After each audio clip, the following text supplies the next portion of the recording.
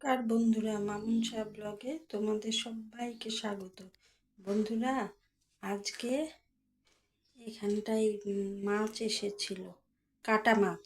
তো আজকে কাটা মাছ নেওয়া হলো, সেটা আর আজকে রান্না হবে না, ওটা কালকে রান্না করব। আর আজকে বাজার থেকে আসার সময় নিয়ে এসেছি খোকা ইলিশ। খোকা ইলিশের সর্ষে বাটা করলাম, দেখো তো কেমন হয়েছে।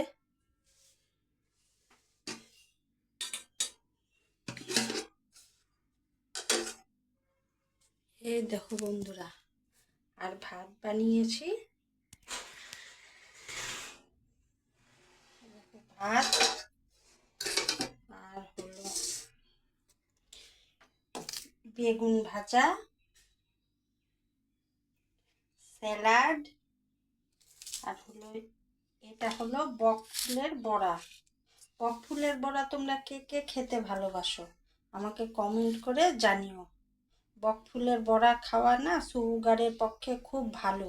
বক ফুল খাওয়া, তার জন্য আমরা প্রায় মাঝে মাঝেই বক ফুলের বড়া বানাই।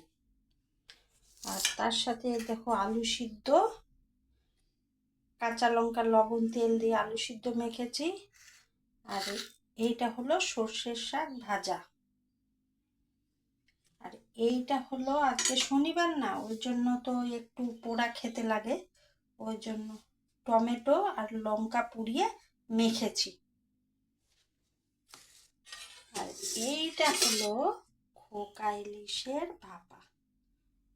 খোকা ইলিশের থেকে একটু বড়ই ছিল সাইজটা, কিন্তু আমি আর কাটিনি মাঝখান থেকে, জন্য গোটা গোটাই রান্না করেছি।